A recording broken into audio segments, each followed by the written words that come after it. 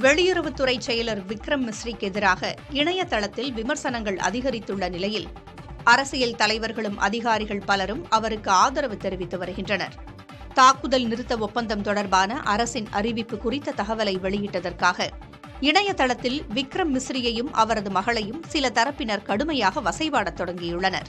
மிஸ்ரியை கோழை எனச் சாடிய அவர்கள் பாகிஸ்தானுக்கு கடுமையான பதிலடி கொடுக்க வேண்டும் என்றனர். மிஸ்ரியின் மகள் லண்டனில் பணிபுரிகிறார். அவரது நிறுவனம் ரோஹிங்யா முஸ்லிம்களுக்கு சட்ட உதவி வழங்கி வருகிறது. இதை குறிப்பிட்டும் அவரை துரோகி என்றும் ட்ரோல் செய்தனர். இதைத் தொடர்ந்து தனது எக்ஸ் கணக்கை மூடும் நிலைக்கு வெளியுறவுத்துறை செயலர் மிஸ்ரி ஆளானார். இந்நிலையில் ஏஐஎம்ஐஎம் கட்சியின் தலைவர் அசாதுதீன் ஓவைசி விக்ரம் மிஸ்ரிக்கு ஆதரவாக கருத்து தெரிவித்துள்ளார். விக்ரம் மிஸ்ரி கண்ணியமான நபர், நம் நாட்டுக்காக இடையறாது உழைக்கும் கடின உழைப்பாளி. நாட்டின் அரசியல் தலைவர்கள் எடுக்கும் முடிவுக்காக அதிகாரிகளை பழி சுமத்துவது சரி கிடையாது என்றும் ஓவைசி குறிப்பிட்டுள்ளார். தாக்குதல் நிறுத்த அறிவிப்பை வெளியிட்டதற்காக மிஸ்ரி மீதும் அவரது குடும்பத்தினர் மீதும் வசைபாடுவது அவமானகரமானது என்று வெளியுறவுத்துறை முன்னாள் செயலாளர் நிருபமா ராவ் கூறியுள்ளார்.